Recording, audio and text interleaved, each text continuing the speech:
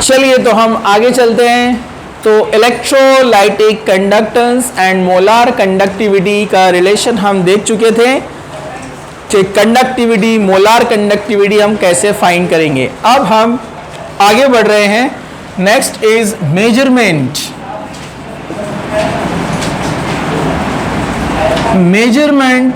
of conductance and molar conductivity. Okay, तो सबसे पहले हम यहाँ पर देखेंगे कंडक्टिविटी सेल क्या होता है। Conductivity cell, okay, conductivity cell, okay. So it has different constructions. इसके बहुत अलग अलग कंस्ट्रक्शंस आते हैं, जिसमें से दो कंस्ट्रक्शंस आप देख सकते हैं आपके बुक में, ठीक है, NCERT में और अपने महाराष्ट्र टेक्स्ट बुक दोनों में दिया है दो डिफरेंट उसके कंस्ट्रक्शन। इसमें क्या होता है, एक ट्यूब लिया जाता है, ओके। इस ट्यूब के अंदर दो इलेक्ट्रोड यूज किए जाते हैं जो कि होते हैं PT इलेक्ट्रोड, यानी प्लैटिनम इलेक्ट्रोड, ओके। एक कैथोड का काम करेगा और एक एनोड का काम करेगा। वहां पर क्या लिखा हुआ है, प्लैटिनाइज्ड PT इलेक्ट्रोड। प्लैटिनाइज्ड PT इलेक्ट्रोड मतलब इस पर जो है प्लैटिनम पाउडर को कोटिंग किया गया है, ठीक है। प्लैटिनम पाउडर को इस पर कोट किया गया है ताकि कंडक्शन अच्छे से हो। इसी को कहते हैं प्लैटिनाइज्ड प्लैटिनम इलेक्ट्रोड। और इसको हम यहाँ पर जोड़ेंगे बैटरी से, ये नेगेटिव टर्मिनल और ये पॉजिटिव टर्मिनल, और यहाँ पर इसको जो है कैलकुलेट किया जाता है कंडक्टेंस इसका। यहाँ पर होगा इलेक्ट्रोलाइट, जो सोल्यूशन हम लेते हैं यहाँ पर electrolyte, generally KCl solution 1 molar का यूज किया जाता है कंडक्टेंस फाइंड करने के लिए।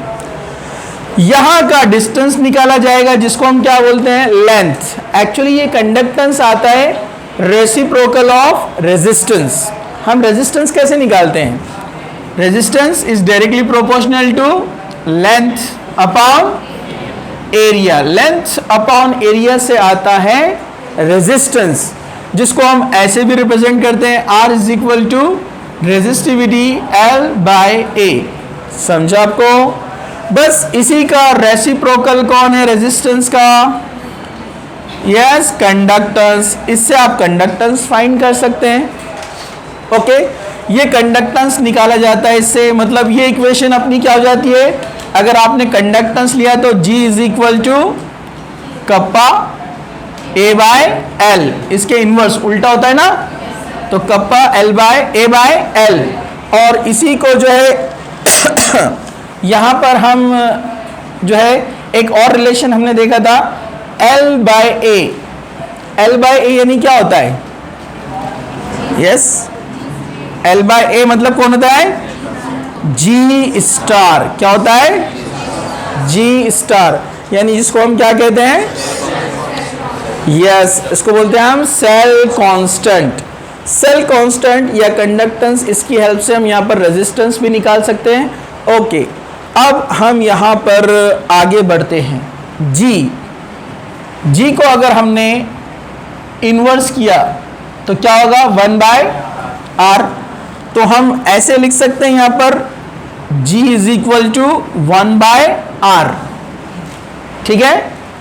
गेटिंग, G क्या होता है, 1/R। और अगर हम लिखना चाहें तो हम ऐसा भी लिख सकते हैं K is equal to 1/R into L/A। Kappa की वैल्यू इस तरह भी निकाली जा सकती है, यानी कंडक्टिविटी, ये रिलेशन याद रखने का, ठीक है।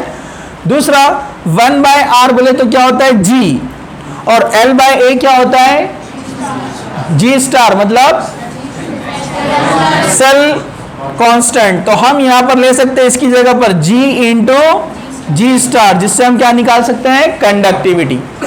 लेकिन यहां प्रॉब्लम ये होता है जब हम डायरेक्ट इसका कंडक्टेंस निकालने जाते हैं, मतलब थ्रू द रेजिस्टेंस, तो यहाँ कुछ टेक्निकल प्रॉब्लम होते हैं। टेक्निकल प्रॉब्लम ये होते हैं कि दिस G स्टार, जो G स्टार हम यहाँ निकाल रहे हैं, दिस इज द लेंथ ये रहेगा लेंथ, एरिया मतलब ये जो यहां पर रहेगा ये लेंथ है, और जो इसका अपन पूरा एरिया निकालेंगे यहां से इधर तक, समझा आपको? ये जो एरिया आएगा मतलब एल को हम क्या लेते हैं यहां पर, एल बाय ए। एल क्या में लेते हैं, मीटर में या फिर सेंटीमीटर में, पता है ना आपको? और ए क्या में लेते हैं हम, बोलिए ना, मीटर स्क्वायर, या इधर क्या लेते हैं हम, सेंटीमीटर स्क्वायर। एम स्क्वायर ऊपर आएगा तो क्या बन जाता है टोटल, एम इनवर्स, और ये ऊपर लाए तो क्या बनेगा, सेंटीमीटर इनवर्स। तो ये क्या रहती है, एल बाय ए की वैल्यू, मतलब किसकी वैल्यू, जी स्टार की वैल्यू। समझा आपको? ओके। तो ये जो जी स्टार हम निकालते हैं ये अनरिलायबल कहा जाता है इसको, because difficult to maintain the concentration throughout the process. Throughout process concentration maintain करना डिफिकल्ट है। तो डायरेक्ट जो सेल कांस्टेंट हम जी स्टार से निकालते हैं ये अनरिलायबल है, मतलब ये परफेक्ट वैल्यू अपने को नहीं देता है। इसलिए फिर यहाँ पर से ये इलेक्ट्रोकेमिस्ट्री का पार्ट केमिस्ट्री से गया फिजिक्स में, और फिजिक्स में उन्होंने यूज किया व्हिटस्टोन ब्रिज। व्हिटस्टोन ब्रिज क्या होता है, means measurement of unknown resistance with the help of known resistance. पता है ना आपको कि नोन रेजिस्टेंस की हेल्प से अननोन का रेजिस्टेंस मालूम किया जा सकता है।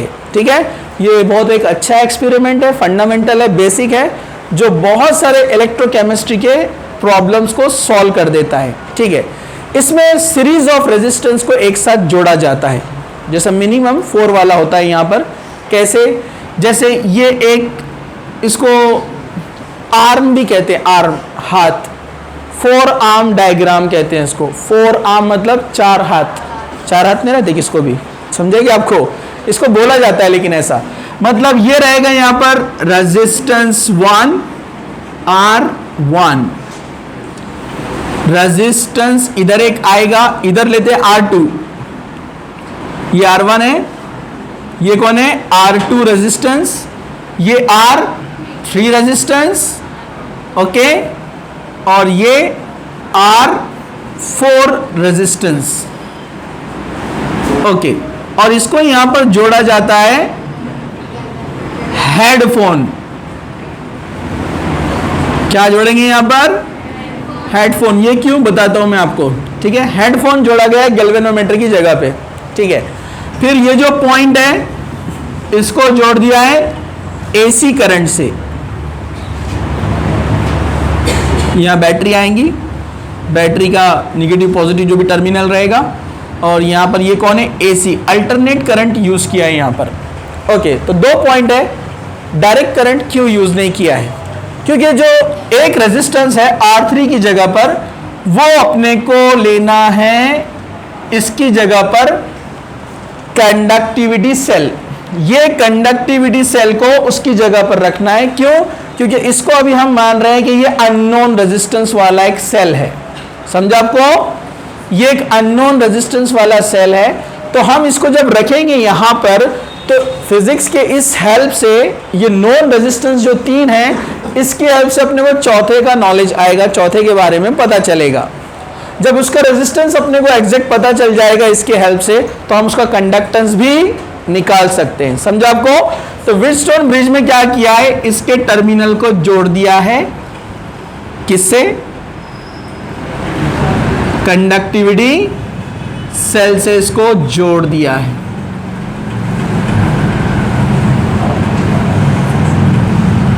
समझा, ये कंडक्टिविटी सेल है, कंडक्टिविटी सेल मतलब ये R1 R2 और R3 की जगह पे कौन आ गया, कंडक्टिविटी सेल। तो हम उसको RS नाम देंगे। RS कुछ भी रखो, आप RX रखो, कुछ भी रखो, कोई प्रॉब्लम नहीं है, ठीक है। तो आपने फिजिक्स में पढ़ा है कि रेजिस्टेंस अननोन का कैसे निकालते हैं, R1 by R2 is equal to R3 by R4, मतलब यहां कौन है ये, RS बाय R4। अब इसको निकालना है तो इसको ऊपर भेजो, ये निकालना है ना, इसको ऊपर भेज देना पड़ेगा आपको। तो क्या बन जाएगा, RS is equal to R1 into R4 upon R2। निकाल सकते हैं ऐसे? ओके, ये रिलेशन आपको पता है, कुछ मुश्किल है? नो प्रॉब्लम, ठीक है, ओके, ये रिलेशन आपको पता है। अब 1 2 3 ABCD कुछ भी रखो यहां पर, ठीक है, ओके। तो ये है व्हीटस्टोन ब्रिज, ओके।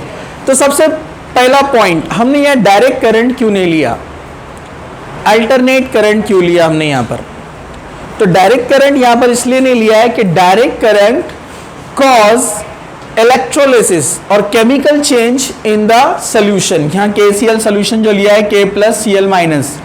तो डायरेक्ट करंट जो है आयनाइजेशन चेंज कर देता है, डिसोसिएशन बढ़ा देता है, तो वो केमिकल कॉम्पोजिशन चेंज कर देगा ना, तो 1 मोलार नहीं रहेगा, या 0.1 मोलार आपने लिया तो कॉन्सेंट्रेशन क्या हो जाएगा, चेंज। आगे हम देखेंगे कॉन्सेंट्रेशन फैक्टर इफेक्ट करता है कंडक्टिविटी पर, समझा आपको? वो कैसे इफेक्ट करता है वो नेक्स्ट पॉइंट आगे आएगा, ठीक है। तो इसलिए यहां पर हमने डायरेक्ट करंट नहीं लिया, क्योंकि डायरेक्ट करंट सॉल्यूशन के इलेक्ट्रोलिसिस पर, उसके डिसोसिएशन पर इफेक्ट करता है। इसलिए अल्टरनेट करंट, बैटरी लगाएंगे हम वहां पर, डायरेक्ट करंट नहीं लेंगे अपना, पहला पॉइंट। दूसरा, यहां पर गैल्वेनोमीटर नहीं लिया है, हेडफोन लिया है, क्योंकि जब आप अल्टरनेट करंट लेते हैं वहां गैल्वेनोमीटर वर्क नहीं करता है, इसलिए हेडफोन लिया। हेडफोन बोले तो वो साउंड देगा, वाइब्रेशन देगा, उससे आप पता कर सकते हैं। कुछ भी नहीं मिल रहा है, नो चेंज इन हेडफोन, मतलब null point, no current is flowing, समझा आपको? ठीक है। तो जैसे फॉर एग्जांपल इसका रेजिस्टेंस है यहाँ पर 1 ओहम, ये एक सिंपल छोटी वैल्यू ले रहे हैं अपन समझने के लिए। इसका रेजिस्टेंस है यहाँ पर 1 ओहम, इसका रेजिस्टेंस है फॉर एग्जांपल यहाँ पर 2 ओहम, इसका रेजिस्टेंस फॉर एग्जांपल है यहाँ पर 5 ओहम, 5 लेते हैं, और इसका रेजिस्टेंस फॉर एग्जांपल अपने को निकालना है भी, तो ये वैल्यू आपको रखना पड़ेगा। तो 2 का पता है अपने को, तो तीसरा अपन निकाल सकते हैं ना, रेशियो के हिसाब से उसका आएगा, ये रेशियो रहते हैं, मतलब ये 1 ऑलमोस्ट क्या होता है यहाँ पर मेन एक बहुत इंपॉर्टेंट पॉइंट, ये 1:2 है ना रेशियो, तो ये भी कितना आता है 1:2, मतलब ये 5 है तो कितना आएगा 10, समझो आपको? रेजिस्टेंस मिल गया तो आप कंडक्टेंस निकाल सकते हैं, क्योंकि आपके पास ऑलरेडी फॉर्मूला अवेलेबल है, हम ऑलरेडी फॉर्मूला देख चुके हैं। अगर आपको रेजिस्टेंस मिल जाता है तो कंडक्टेंस उसका क्या होता है, इनवर्स, और अगर कंडक्टेंस मिल जाता है तो कंडक्टिविटी आप निकाल सकते हैं, G = K, बोलो बोलो, A/L, यानी कंडक्टिविटी निकालना है तो A जाएगा नीचे, L जाएगा ऊपर, मतलब कप्पा G × L/A। कप्पा मिल गया, कप्पा मिल गया तो मोलार कंडक्टिविटी निकाल सकते हैं आप, मोलार कंडक्टिविटी = 1000 K/C। कुछ मुश्किल था? नो मुश्किल। इस तरह से यहां पर with the help of Wheatstone bridge के हेल्प से हम जो है एक्चुअल रेजिस्टेंस और एक्चुअल कंडक्टेंस फाइंड कर सकते हैं, जो कि डायरेक्ट निकालने में बहुत सारी डिफिकल्टीज आती है, तो उसको इनडायरेक्टली निकाला जाता है। ओके, चलिए राइट, इसको आप लिखिए।